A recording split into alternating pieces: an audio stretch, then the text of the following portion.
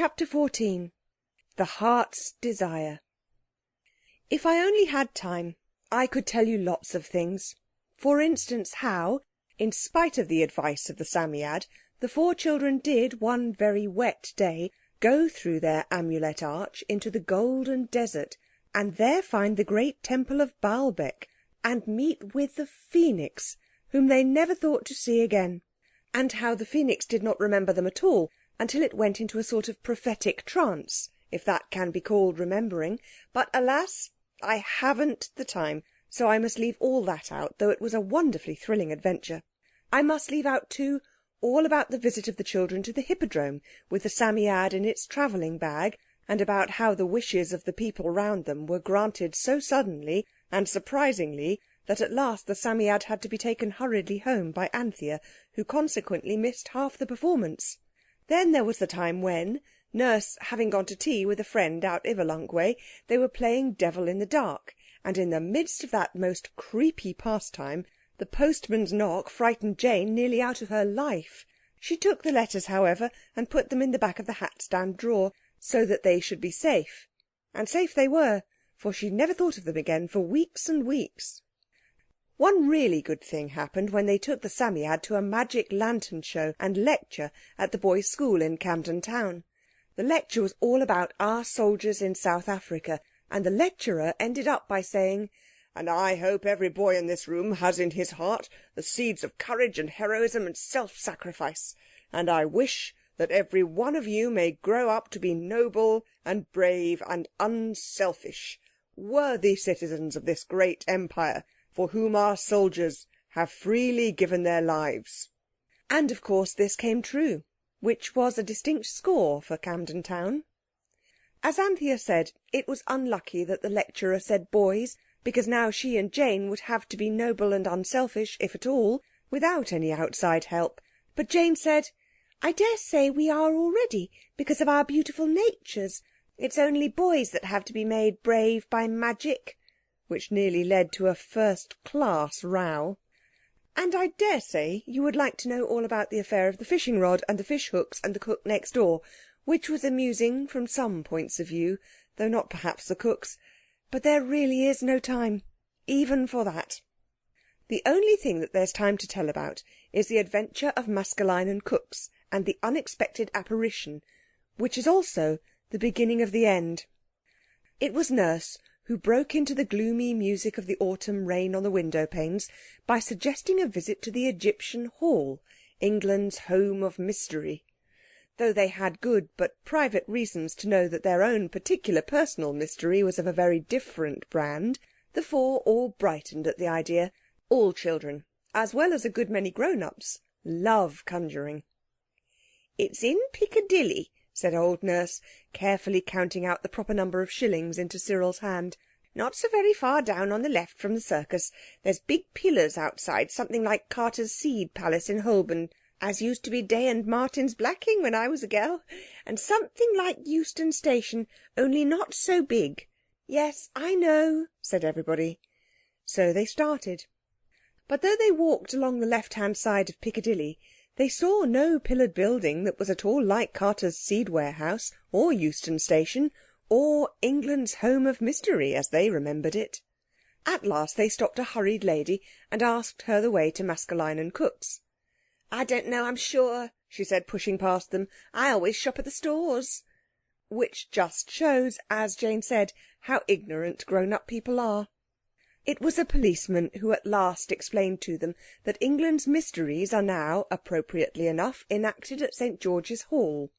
So they tramped to Langham Place and missed the first two items in the programme, but they were in time for the most wonderful magic appearances and disappearances, which they could hardly believe, even with all their knowledge of a larger magic, was not really magic after all. "If only the Babylonians could have seen this conjuring," whispered Cyril. "It takes the shine out of their old conjurer, doesn't it?" "Hush!" said Anthea, and several other members of the audience. Now there was a vacant seat next to Robert, and it was when all eyes were fixed on the stage, where Mr. Devant was pouring out glasses of all sorts of different things to drink, out of one kettle with one spout, and the audience were delightedly tasting them, that Robert felt someone in that vacant seat. He did not feel someone sit down in it. It was just that one moment there was no one sitting there, and the next moment, suddenly, there was someone. Robert turned. The someone who had suddenly filled that empty place was Rekh Marā, the priest of Amen. Though the eyes of the audience were fixed on Mr. David Devant, Mr. David Devant's eyes were fixed on the audience.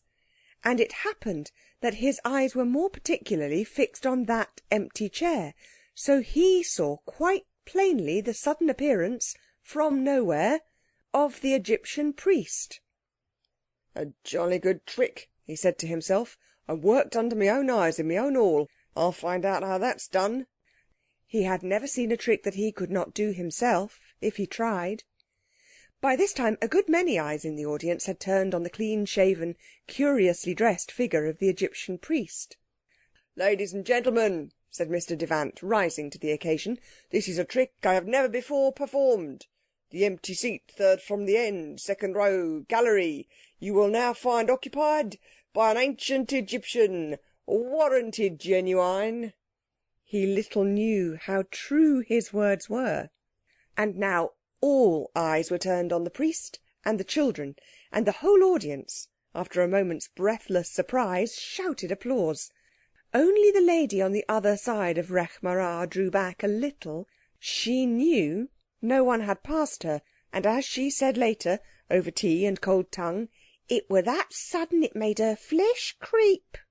Rekh Marā seemed very much annoyed at the notice he was exciting. "Come out of this crowd," he whispered to Robert. "I must talk with you apart." "Oh no," Jane whispered. "I did so much want to see the mascot moth and the ventriloquist." "How did you get here?" was Robert's return whisper. "How did you get to Egypt and to Tyre?" retorted Rekh Marā. "Come, let us leave this crowd." "There's no help for it, I suppose," Robert shrugged angrily, but they all got up. "Confederates," said a man in the row behind. "Now they go round to the back and take part in the next scene."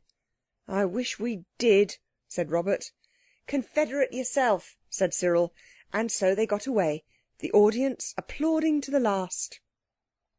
In the vestibule of St. George's Hall they disguised Rekh Marā as well as they could, but even with Robert's hat and Cyril's Inverness cape he was too striking a figure for foot exercise in the London streets. It had to be a cab, and it took the least money of all of them. They stopped the cab a few doors from home, and then the girls went in and engaged old Nurse's attention by an account of the conjuring, and a fervent entreaty for dripping toast with their tea, leaving the front door open so that while Nurse was talking to them the boys could creep quietly in with Rekh Marā and smuggle him, unseen, up the stairs into their bedroom. When the girls came up they found the Egyptian priest sitting on the side of Cyril's bed, his hands on his knees, looking like the statue of a king. "Come on," said Cyril impatiently. "He won't begin till we're all here. And shut the door, can't you?" When the door was shut the Egyptian said, "My interests and yours are one." "Very interesting," said Cyril, "and it'll be a jolly sight more interesting if you keep following us about in a decent country with no more clothes on than that." "Peace," said the priest. "What is this country? And what is this time?" "The country's England," said Anthea, "and the time's about 6,000 years later than your time." "The Amulet, then," said the priest, deeply thoughtful, "gives the power to move to and fro in time as well as in space?" "That's about it," said Cyril gruffly. "Look here, it'll be tea time directly. What are we to do with you?" "You have one half of the Amulet, I the other," said Rekh Marā. "All that is now needed is the pin to join them." "Don't you think it," said Robert. "The half you've got is the same half as the one we've got." "But the same thing cannot be in the same place and the same time, and yet be not one but twain," said the priest. "See, here is my half." He laid it on the Marcella counterpane. "Where is yours?" Jane, watching the eyes of the others, unfastened the string of the Amulet and laid it on the bed, but too far off for the priest to seize it, even if he had been so dishonourable. Cyril and Robert stood beside him, ready to spring on him if one of his hands had moved but ever so little towards the magic treasure that was theirs. But his hands did not move, only his eyes opened very wide, and so did everyone else's, for the Amulet the priest had now quivered and shook, and then, as steel is drawn to the magnet, it was drawn across the white counterpane, nearer and nearer to the Amulet, warm from the neck of Jane. And then, as one drop of water mingles with another on a rain-wrinkled window-pane, as one bead of quicksilver is drawn into another bead, Rekh Marā's Amulet slipped into the other one, and behold, there was no more but the one Amulet. "Black magic!" cried Rekh Marā, and sprang forward to snatch the Amulet that had swallowed his. But Anthea caught it up, and at the same moment the priest was jerked back by a rope thrown over his head. It drew, tightened with the pull of his forward leap, and bound his elbows to his sides. Before he had had time to use his strength to free himself, Robert had knotted the cord behind him and tied it to the bedpost. Then the 4 children, overcoming the priest's wrigglings and kickings, tied his legs with more rope. "I thought," said Robert, breathing hard and drawing the last knot tight, "he'd have a try for ours, so I got the ropes out of the box room so's to be ready." The girls, with rather white faces, applauded his foresight. "Loosen these bonds," cried Rekh Marā in fury, "before I blast you with the 7 secret curses of Amen-Ra." "We shouldn't be likely to loose them after," Robert retorted. "Oh, don't quarrel," said Anthea desperately. "Look here, he has just as much right to the thing as we have. This," she took up the Amulet that had swallowed the other one, "this has got his in it as well as being ours. Let's go shares." "Let me go!" cried the priest, writhing. "Now look here," said Robert, "if you make a row we can just open that window and call the police, the guards, you know, and tell them you've been trying to rob us. Now will you shut up and listen to reason?" "I suppose so," said Rekh Marā sulkily. But reason could not be spoken to him till a whispered council had been held in the far corner by the wash-hand stand and the towel horse. A council rather long and very earnest. At last Anthea detached herself from the group and went back to the priest. "Look here," she said in her kind little voice, "we want to be friends. We want to help you. Let's make a treaty. Let's join together to get the Amulet, the whole one, I mean, and then it shall belong to you as much as to us, and we shall all get our heart's desire." "Fair words," said the priest, "grow no onions." "We say butter no parsnips," Jane put in. "But don't you see we want to be fair? Only we want to bind you in the chains of honour and upright dealing." "Will you deal fairly by us?" said Robert. "I will," said the priest, "by the sacred, secret name that is written under the altar of Amen-Ra. I will deal fairly by you. Will you, too, take the oath of honourable partnership?" "No," said Anthea on the instant, and added rather rashly, "we don't swear in England, except in police courts where the guards are, you know, and you don't want to go there. But when we say we'll do a thing, it's the same as an oath to us. We do it. You trust us, and we'll trust you." She began to unbind his legs, and the boys hastened to untie his arms. When he was free, he stood up, stretched his arms, and laughed. "Now," he said, "I am stronger than you, and my oath is void. I have sworn by nothing, and my oath is nothing likewise.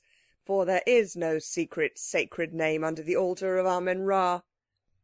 "Oh, yes, there is," said a voice from under the bed. Everyone started, Rekh Marā most of all. Cyril stooped and pulled out the bath of sand where the Psammead slept. "You don't know everything, though you are a divine father of the Temple of Amen," said the Psammead, shaking itself till the sand fell tinkling on the bath edge. "There is a secret, sacred name beneath the altar of Amen-Ra. Shall I call on that name?" "No, no!" cried the priest in terror. "No," said Jane too. "Don't let's have any calling names." "Besides," said Rekh Marā, who had turned very white indeed under his natural brownness, I was only going to say that though there isn't any name under—" "There is," said the Psammead threateningly. "Well, even if there wasn't, I will be bound by the wordless oath of your strangely upright land, and having said that, I will be your friend. I will be it." "Then that's all right," said the Psammead. "And there's the tea bell. What are you going to do with your distinguished partner? He can't go down to tea like that, you know." "You see, we can't do anything till the 3rd of December," said Anthea. "That's when we are to find the whole charm. What can we do with Rekh Marā till then?" "Box room," said Cyril briefly, "and smuggle up his meals. It'll be rather fun." "Like a fleeing cavalier concealed from exasperated Roundheads," said Robert. "Yes."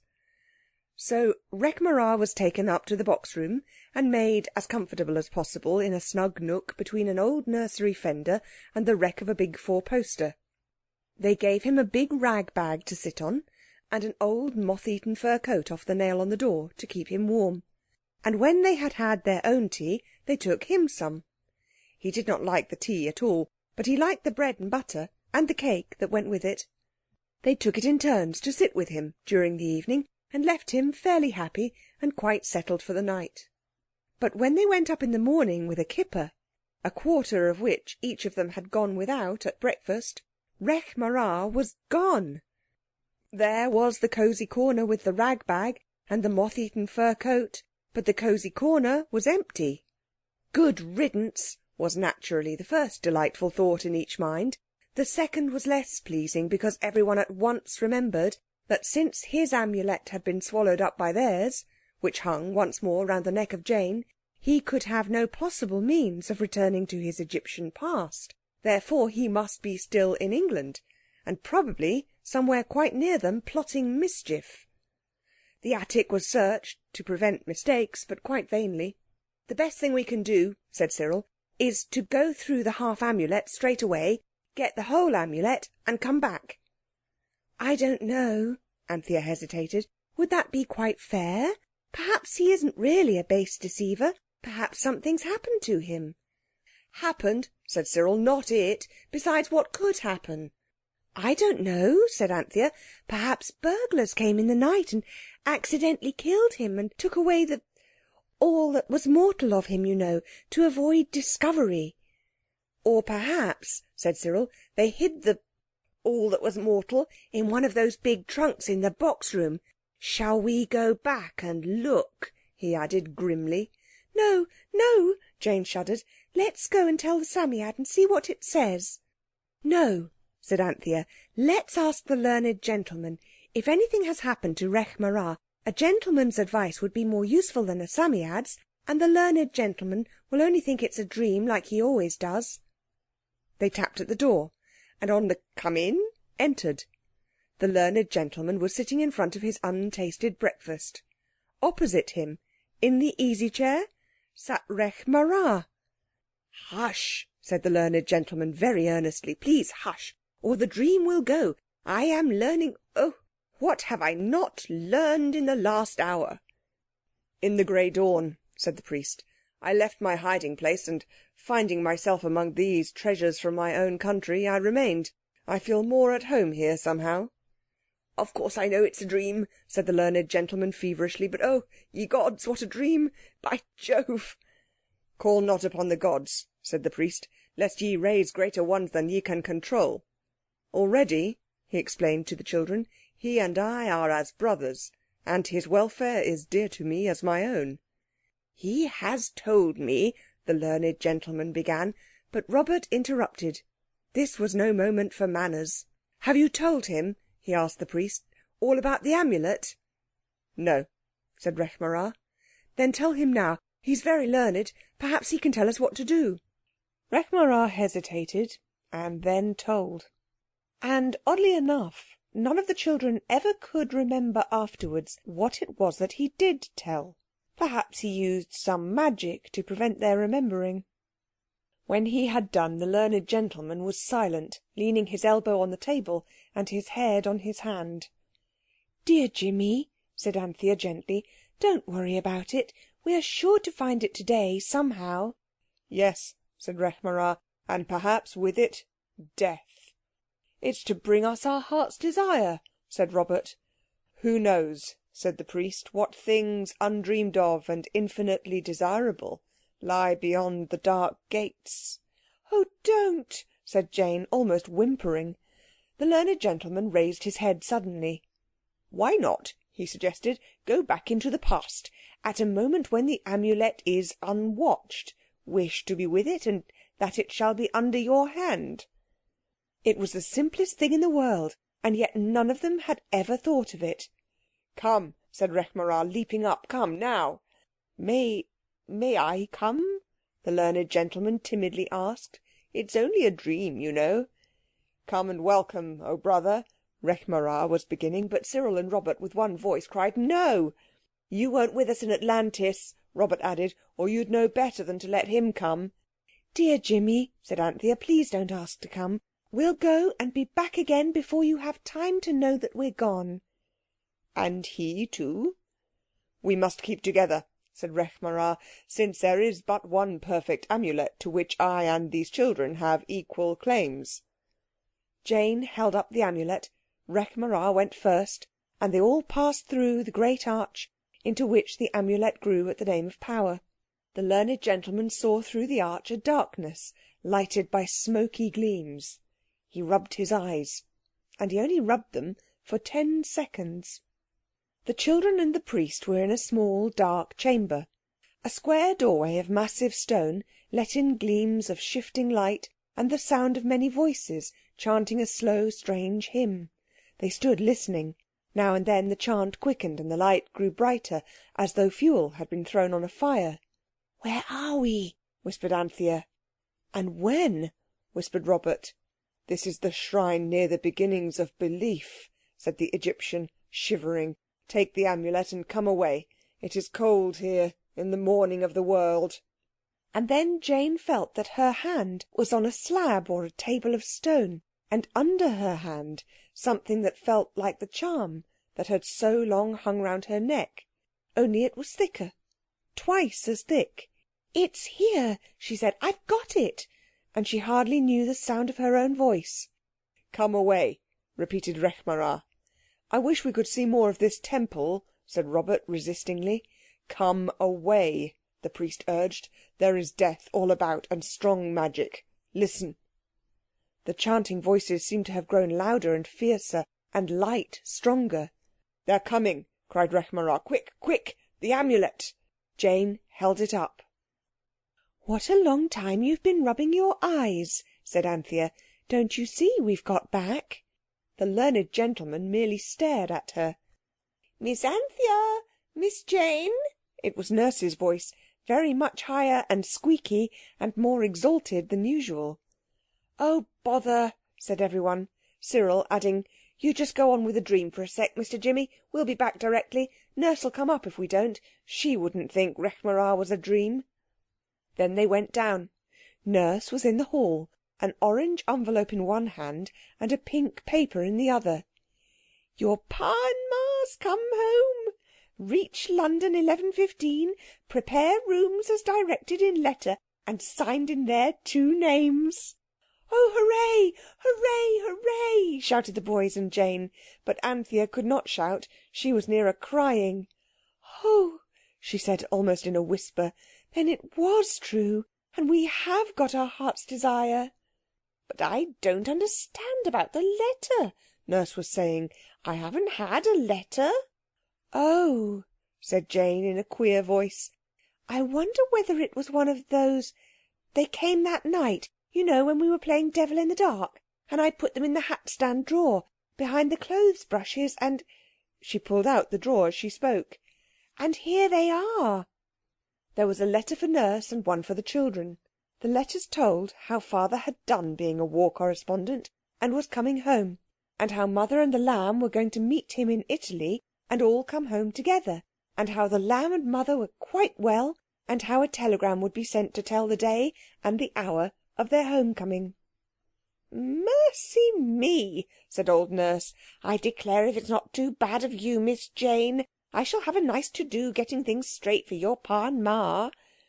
"Oh, never mind, Nurse," said Jane, hugging her.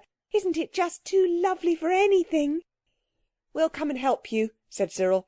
"There's just something upstairs we've got to settle up, and then we'll all come and help you." "Get along with you," said old Nurse, but she laughed jollily. "Nice help you'd be, I know you. And it's 10 o'clock now." There was, in fact, something upstairs that they had to settle. Quite a considerable something, too, and it took much longer than they expected. A hasty rush into the boys' room secured the Psammead, very sandy and very cross. "It doesn't matter how cross and sandy it is, though," said Anthea. "It ought to be there at the final council." "It'll give the learned gentleman fits, I expect," said Robert, "when he sees it." But it didn't. "The dream is growing more and more wonderful," he exclaimed, when the Psammead had been explained to him by Rekh Marā. "I have dreamed this beast before." "Now," said Robert, "Jane has got the half Amulet and I've got the whole. Show up, Jane." Jane untied the string and laid her half of the Amulet on the table, littered with dusty papers and the clay cylinders marked all over with little marks like the little prints of birds' little feet. Robert laid down the whole Amulet, and Anthea gently restrained the eager hand of the learned gentleman as it reached out yearningly towards the perfect specimen. And then, just as before on the Marcella quilt, so now on the dusty litter of papers and curiosities, the half Amulet quivered and shook, and then, as steel is drawn to a magnet, it was drawn across the dusty manuscripts, nearer and nearer to the perfect Amulet, warm from the pocket of Robert. And then, as one drop of water mingles with another when the panes of the window are wrinkled with rain, as one bead of mercury is drawn into another bead, the half Amulet, that was the children's and was also Rekh Marā's, slipped into the whole Amulet, and behold, there was only one, the perfect and ultimate charm. "And that's all right," said the Psammead, breaking a breathless silence. "Yes," said Anthea, "and we've got our heart's desire. Father and Mother and the lamb are coming home today." "But what about me?" said Rekh Marā. "What is your heart's desire?" Anthea asked. "Great and deep learning," said the priest without a moment's hesitation. "A learning greater and deeper than that of any man of my land and my time. But learning too great is useless. If I go back to my own land and my own age, who will believe my tales of what I have seen in the future? Let me stay here. Be the great knower of all that has been, in that our time, so living to me, so old to you, about which your learned men speculate unceasingly, and often, he tells me, vainly." "If I were you," said the Psammead, "I should ask the Amulet about that. It's a dangerous thing trying to live in a time that's not your own. You can't breathe an air that's thousands of centuries ahead of your lungs without feeling the effects of it sooner or later. Prepare the mystic circle and consult the Amulet." "Oh, what a dream!" cried the learned gentleman. "Dear children, if you love me, and I think you do, in dreams and out of them, prepare the mystic circle and consult the Amulet." They did. As once before, when the sun had shone in August splendour, they crouched in a circle on the floor. Now the air outside was thick and yellow with the fog that by some strange decree always attends the Cattle Show week. And in the street costers were shouting. Hekau Setcheh! Jane said the name of power, and instantly the light went out, and all the sounds went out too, so that there was a silence and a darkness, both deeper than any darkness or silence that you have ever even dreamed of imagining. It was like being deaf or blind, only darker and quieter even than that. Then, out of that vast darkness and silence, came a light and a voice. The light was too faint to see anything by, and the voice was too small for you to hear what it said. But the light and the voice grew, and the light was the light that no man may look on and live, and the voice was the sweetest and most terrible voice in the world. The children cast down their eyes, and so did everyone. "I speak," said the voice. "What is it that you would hear?" There was a pause. Everyone was afraid to speak. "What are we to do about Rekh marā?" said Robert, suddenly and abruptly. "Shall he go back through the Amulet to his own time, or—" "No one can pass through the Amulet now," said the beautiful, terrible voice, "to any land or any time. Only when it was imperfect could such things be. But men may pass through the perfect charm to the perfect union, which is not of time or space." "Would you be so very kind," said Anthea tremulously, "as to speak so that we can understand you? The Psammead said something about Rekh marā not being able to live here, and if he can't get back—" She stopped. Her heart was beating desperately in her throat, as it seemed. "Nobody can continue to live in a land and in a time not appointed," said the voice of glorious sweetness. "But a soul may live. If in that other time and land there be found a soul so akin to it as to offer it refuge in the body of that land and time, that thus they too may be one soul in one body." The children exchanged discouraged glances, but the eyes of Rekh marā and the learned gentleman met, and were kind to each other, and promised each other many things, secret and sacred and very beautiful. Anthea saw the look. "Oh, but," she said, without at all meaning to say it, "dear Jimmy's soul isn't at all like Rekh marā's. I'm certain it isn't. I don't want to be rude, but it isn't, you know. Dear Jimmy's soul is as good as gold, and—" "Nothing that is not good can pass beneath the double arch of my perfect Amulet," said the voice. "If both are willing, say the word of power, and let the two souls become one for ever and evermore." "Shall I?" said Jane. "Yes, yes." The voices were those of the Egyptian priest and the learned gentleman, and the voices were eager, alive, thrilled with hope and the desire of great things. So Jane took the Amulet from Robert and held it up between the two men, and said for the last time the word of power. Hekau Setcheh. The perfect Amulet grew into a double arch. The two arches leaned to each other, making a great A. "A stands for Amen," whispered Jane, "what he was a priest of." "Shh!" breathed Anthea. The great double arch glowed in and through the green light that had been there since the name of power had first been spoken. It glowed with a light more bright yet more soft than that other light, a glory and splendour and sweetness unspeakable. "Come!" cried Rekh marā, holding out his hands. "Come!" cried the learned gentleman, and he also held out his hands. Each moved forward under the glowing, glorious arch of the perfect Amulet.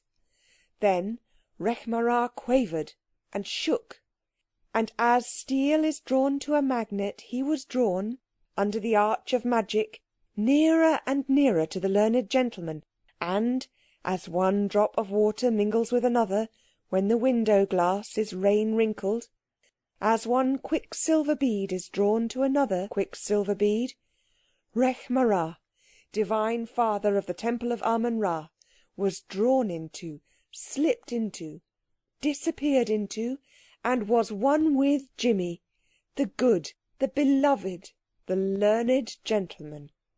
And suddenly it was good daylight, and the December sun shone. The fog had passed away like a dream. The Amulet was there, little and complete, in Jane's hand, and there were the other children and the Psammead and the learned gentleman. But Rekh marā, or the body of Rekh marā, was not there any more. As for his soul— "Oh, the horrid thing!" cried Robert, and put his foot on a centipede as long as your finger that crawled and wriggled and squirmed at the learned gentleman's feet. "That," said the Psammead, was the evil in the soul of Rekh Marā. There was a deep silence. "Then Rekh Marā's him now?" said Jane at last. "All that was good in Rekh Marā," said the Psammead. "He ought to have his heart's desire too," said Anthea, in a sort of stubborn gentleness. "His heart's desire," said the Psammead, "is the perfect Amulet you hold in your hand. Yes, and has been ever since he first saw the broken half of it." "We've got ours," said Anthea softly. "Yes," said the Psammead. Its voice was crosser than they had ever known it. "Your parents are coming home, and what's to become of me? I shall be found out and made a show of and degraded in every possible way. I know they'll make me go into Parliament. Hateful place, all mud and no sand. That beautiful Baalbec temple in the desert.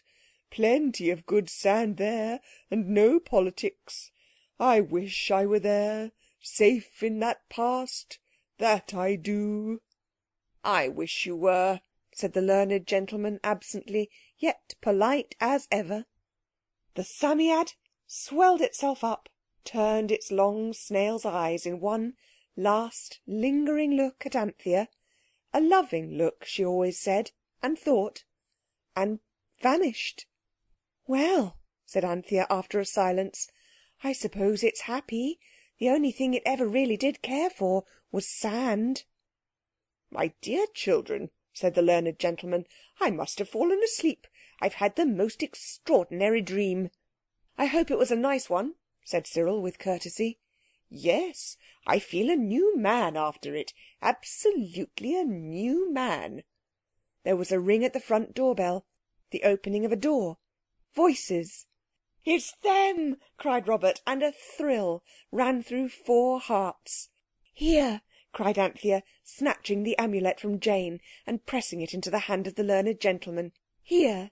It's yours, your very own, a present from us, because you're Rekh Marā as well as... I mean, because you're such a dear."